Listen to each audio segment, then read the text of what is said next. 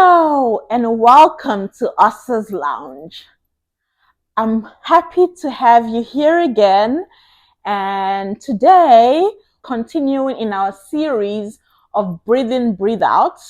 Last time we spoke about as above, so below, and we spoke a lot about connecting with our inner self, our divine nature, our true nature, and also syncing our inner self with our outward self, because as above, so below, as within, so without, and the unification of our inner being with our outer being creates this wholesomeness, and we start to discover our authentic self.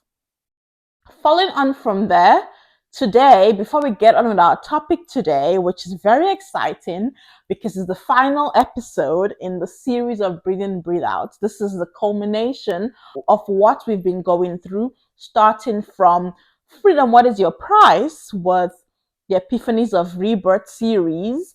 From that question, that deep question about freedom, to the darkness, where that led me into a dark path, the dark nights of the soul, of my soul, which was my cry, which was the cry for transformation. And we've been through the question, the prayer, the plea, let there be light.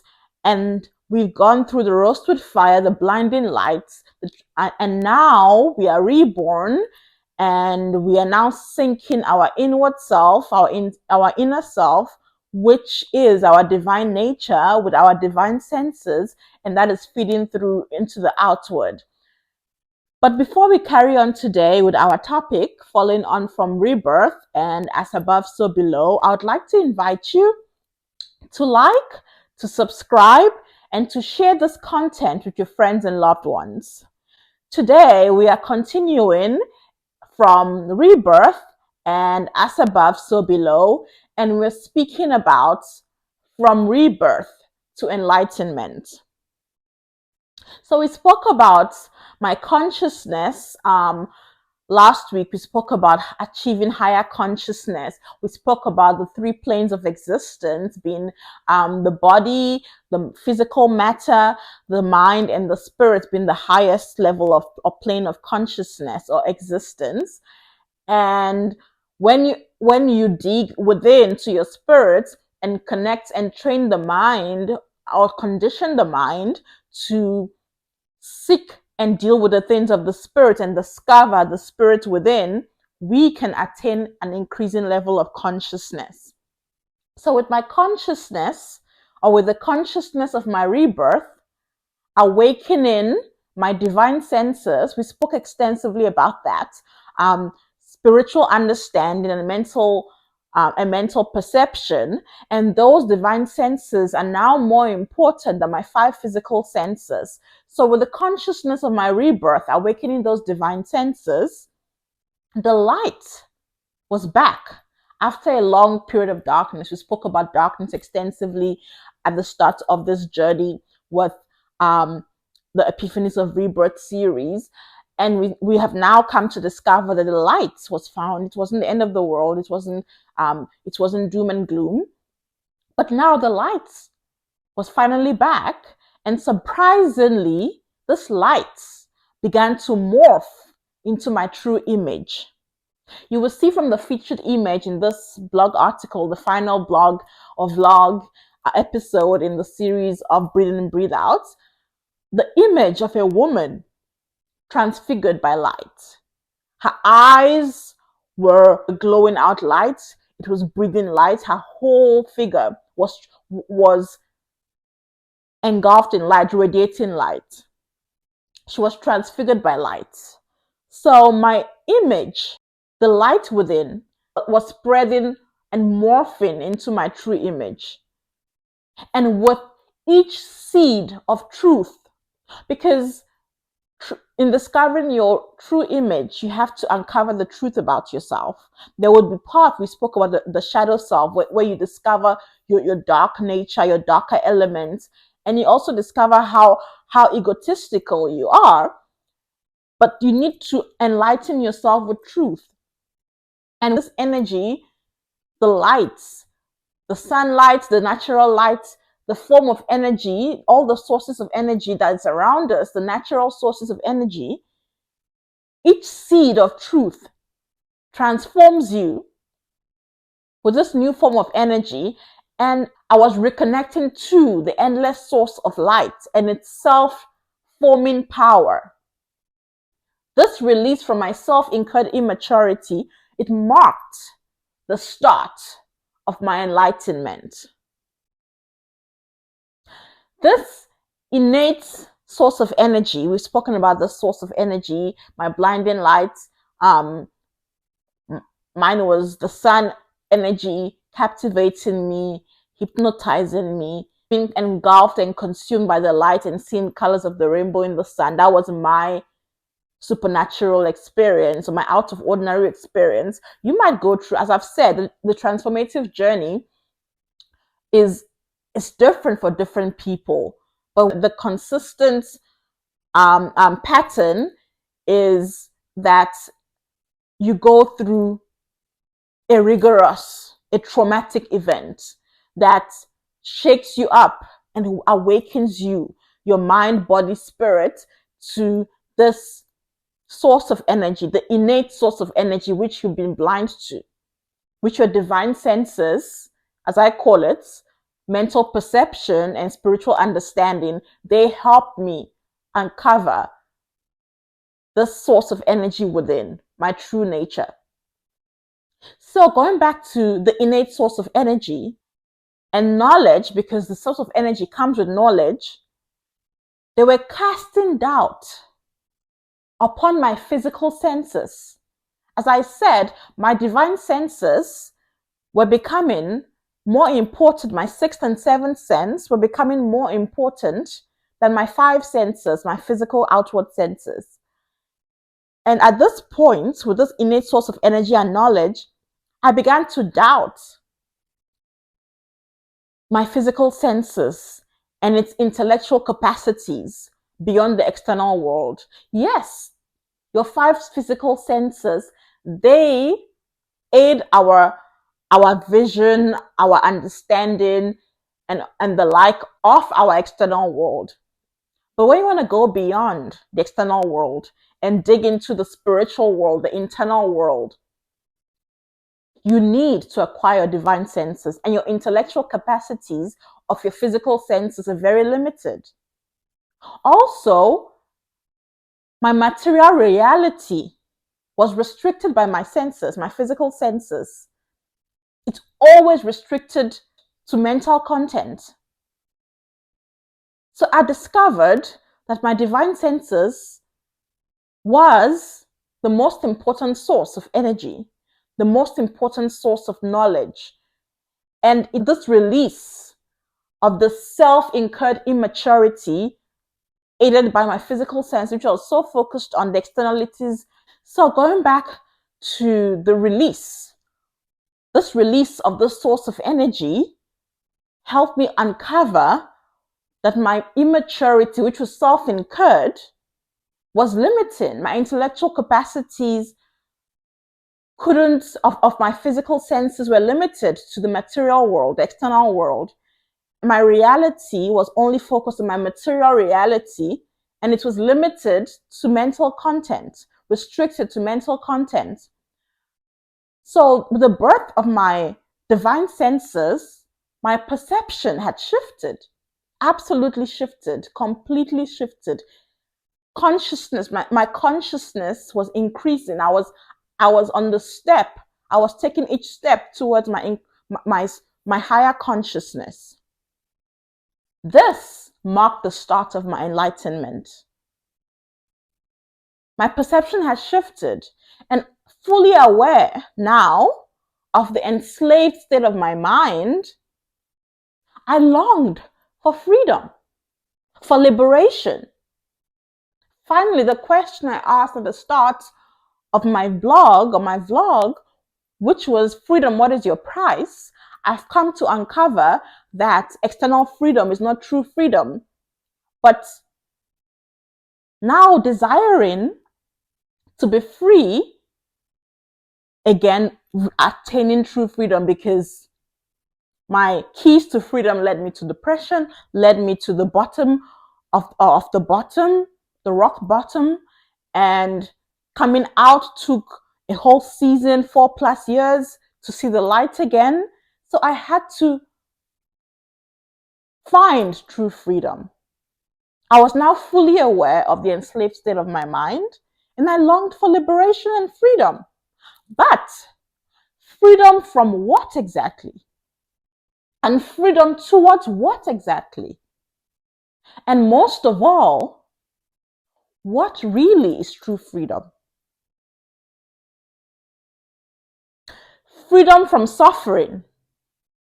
That's deep. Freedom from suffering, in my opinion, or in my path, or in my journey, I've come to uncover that true freedom is freedom from suffering. Because deep down, I crave to be free from resentment, from grudges, from traumas, from mistrust, from entitlement, from complexities, from depression and expectations. I long to be free from my desires, from self-judgment, and most importantly, fear. That is freedom from suffering. When you're free from the cravings, for desires, for entitlement, from traumas which cause pain, from mistrust which causes suffering, from depression, from self-judgment, because we judge ourselves, and that entangles us with a lot of pain and suffering. Self-inflicted.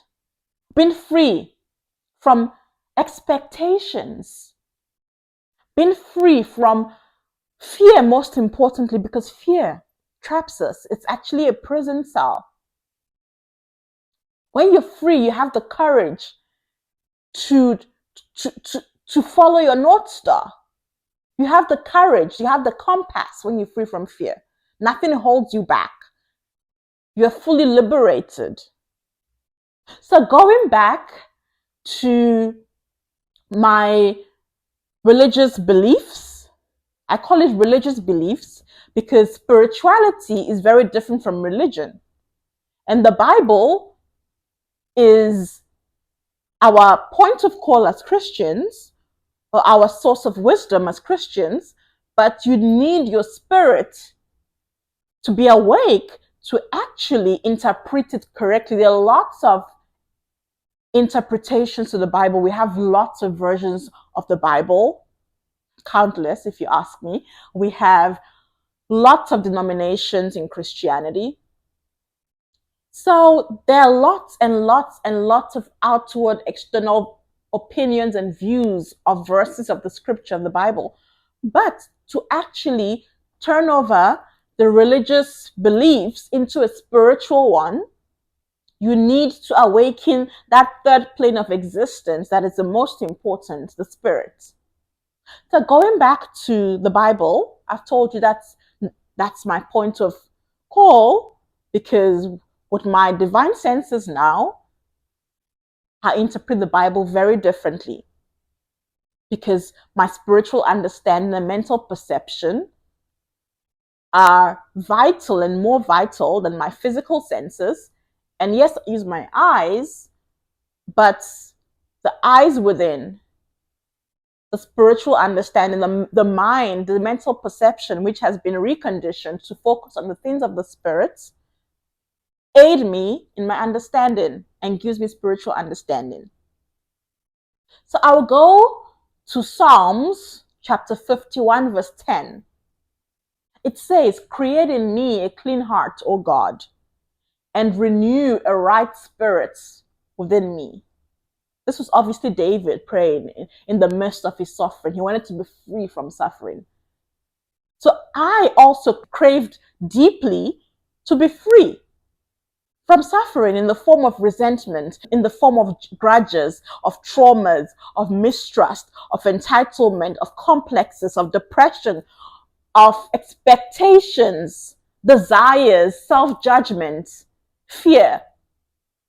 Just like the Psalm of David said, create in me a clean heart, O God, and renew a right spirit within me. My spirit wanted to be renewed, free from suffering. My true nature wants wings to fly and knows intuitively that I can be free, I can fly. But alas, I kept being grounded by imperfections as well as social, cultural, and religious ideologies, which I adopted as absolute truths in my version of reality. Again, I'm a broken record. Illusion, most of us live in a state of illusion. Our absolute truths are formed by a pre-programmed system, and we are just reliving what has been created over centuries and thousands of years. We are living a pre-programmed patterns. In a maze, we're trapped in religion, we're trapped in social norms and cultures, which keep you grounded. But to fly, you have to uncover your true nature. You have to be awake to your spirit. Like the psalmist said, create in me a clean heart, O God, and renew a right spirit. You have to connect with your spirit, and your mind needs to aid that process. Because your reality, your version of reality, without connecting with your divine senses and awakening your spirit, is flawed. It is a lie. When Friedrich Nietzsche said, God is dead and man is free. God is dead and man is free. Yes, he was an atheist, but he made a point. God is dead and man is free. He was attempting by saying that to liberate himself from the enslavement to his belief. He was stating that while there is a God that lived, man could never be free. He would turn us into puppets. Because my understanding of God is dead and man is free, it's not necessarily as he is an atheist's thoughts or his beliefs or his being free from the enslavement he spoke of, in the sense that God is dead or God doesn't exist. But just look at our surroundings. Just go to church and you will see people preach, but they don't act what they say. People have retuned the Bible to suit their purposes, to suit their circumstances. For example, like just from last week or 2 weeks at church, which I rarely go to, but I went to, and we're speaking about divorce and what God thinks about that. And the pastor reads the passage of the Bible that says, Jesus is saying that Moses allowed you to give an order of divorcement because of how hardened your heart was. But he said, a man who leaves his wife and marries another person, another woman, commits adultery. And also vice versa, if a woman leaves her husband and marries another man, commits adultery. The pastor read all of that, but he still concluded that adultery or divorce and remarriage is acceptable. So just look around us. I come from Nigeria, where every corner there's a church. But it's one of the most corrupt countries in the world. So how do you relate everyone going to church, practicing religion, when there is so much sin within or lived out? So it has to come from within. What is as above, so below, as within, so without. So also another thing I gathered from this God is dead, man is free, is that most of us, we just depend on God. We keep praying. We don't use our knowledge. The Bible says faith without work is dead. But God has to be dead for man to be free, because we all depend on God for every single thing. We never use our hands, we never use our mind, we never use our brains. Firstly, we don't act spiritually, right?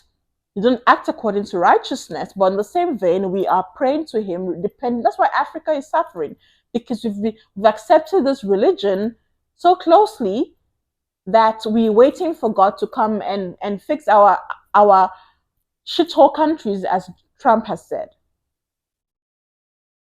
So he stated that while there was a God that lived, man could never be free, as that would merely turn us into puppets. And he has a point, a very valid point.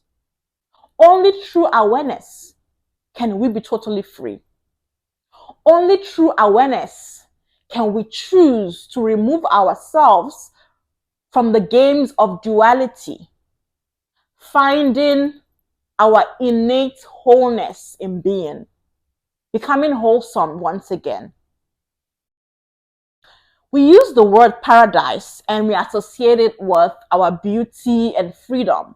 What can I tell you? I'm sorry to break your heart, but paradise, the origin of the word, it's a Persian word, paradisia, and it means a walled, enclosed garden, a walled garden, an enclosed garden. So this reveals the true nature of the idea of paradise. No matter how beautiful the garden is, still enclosed, sadly. You can seek paradise, but it just means a walled and enclosed garden. And although it's beautiful, like the Garden of Eden was, so they say it was, it's still enclosed. And you are still a prisoner, because paradise, no matter how beautiful it is, still means, the origin of the word, the Persian word, means a walled, enclosed garden. So you are still a prisoner. So it's not freedom. Outward freedom can never be freedom, no matter how beautiful the garden is, your paradise that you see, it is still enclosed and you are still a prisoner. The same origin of paradise, which we've uncovered or unpacked, as paradise originally being the true word, means is a walled garden.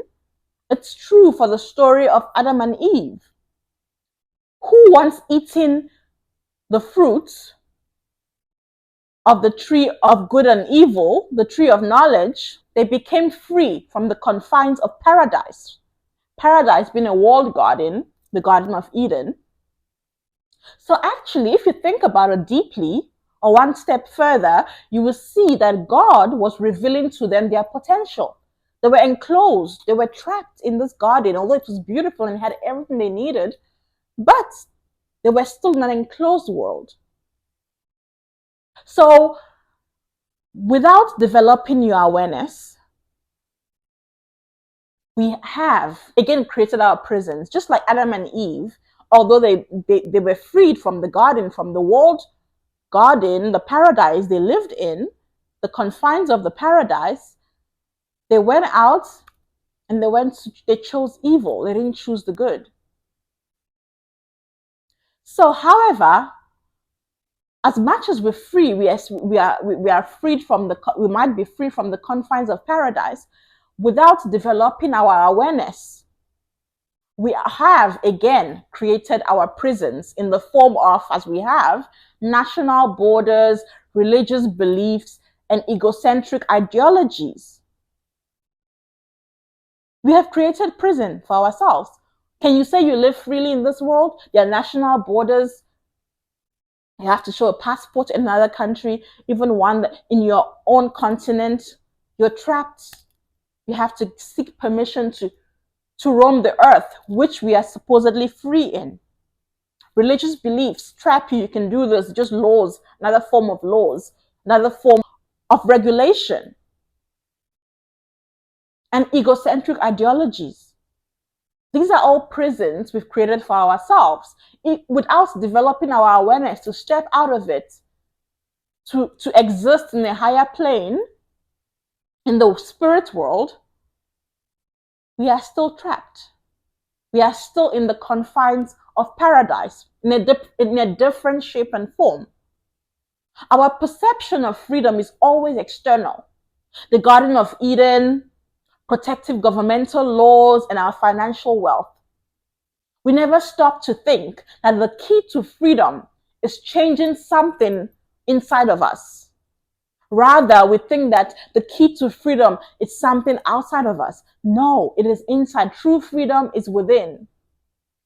To be free from all that binds you, from all that is false, and all things that are ephemeral, to rid yourself of all that is imaginary and mortal, and to experience the truth and the immortality within you. To be free from all of those, I have to tell you, you have to escape paradise. You have to step out of the walled garden. You have to exist in a higher plane. Not your mind, not your body, not just your mind. Your mind should be synchronized or be the gateway into your spirit. It should connect with you, not to your body, but to your spirit. You have to let go of the egocentric ideologies, the religious beliefs, and the limiting governmental regulations. True freedom is not freedom of speech. Rather, freedom from past thoughts and future expectations. I will say that again. True freedom is not freedom of speech, but rather freedom from past thoughts and future expectations. Once we free ourselves from past thoughts, when we dissociate ourselves from freedom of speech, just talking the whole time, and we listen to the voice within our spirit, we are free. When we have no expectations in ourselves, we're not held to the past or to the future, setting expectations for ourselves, what people expect from us, where you want to be in the next 5 years, what you want to do. When you just live in the moment, the power of now, you are truly free. True freedom is knowing who you truly are. And this requires complete awareness to connect with your authentic self. So to connect with your authentic self, you have to know who you truly are.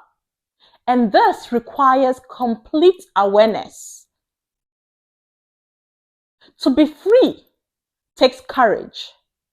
The other image I had was a woman stepping into the world with courage.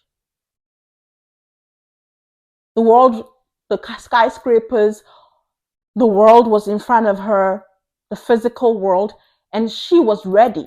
I am now ready for the world.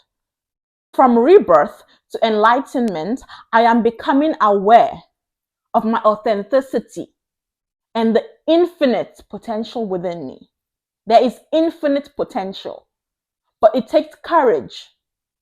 It takes digging deep, freeing yourself from past thoughts and future expectations to uncover the infinite potential within you, connecting with your divine senses, connecting with your spirit, using your body and mind to reach the highest plane of existence, to uncover the truth about yourself. The inner peace, joy, and contentment is inherent in life itself. The inner peace, joy, and contentment we all seek in this life is inherent in life itself. It's already there. It is part of your true nature. It is part of your wholesome self. As Carl Jung said, I will close with this to close out this first series of Epiphanies of Rebirth, talking about my question, freedom, what is your price? Which led me to uncover the illusion I was in, which led to the darkness, which now led me to this series we're on now and concluding, where I plead for light. And then there was blinding light. And then I was roasted with fire. And then I was reborn. And then what was above, what is within, was in sync or became in sync with what is below, what is outside, what is without. And now, from rebirth, with courage, I am stepping into the enlightenment, into who I'm truly supposed to be. And to close out, as Carl Jung said, the privilege of a lifetime is what? To become who you truly are. The privilege of a lifetime is to become who you truly are. So I'm on this journey to enlightenment. I've told you my story, where I came from. I've been vulnerable with you. And I hope, speaking about the deepest, darkest points of my life, speaking on my journey through it, 4+ years, the dark season, to finding the light, to finding my compass, my true compass, which is leading me to my North Star, and now focusing on my divine senses, which will lead me to a higher plane of existence with my spirit. But I have the privilege of a lifetime. I don't know how long my life will be, but I do know that I've left the past hurt, I've left the past failures, I've left past thoughts. I am trying, I'm not perfect. I am trying to rid myself of future expectations. And I'm learning to live in the moment in complete awareness and in connectedness and harmony with nature, but with the privilege of a lifetime. I will, you say that in confidence, I will become who I am truly meant to be. I wish you the same. I wish you become. Use the privilege of life to uncover who you truly are, to uncover where destiny is for you. Let the North Star, open yourself to that light and let it lead you to your North Star. I hope my journey has been encouraging. I hope it's been enlightening.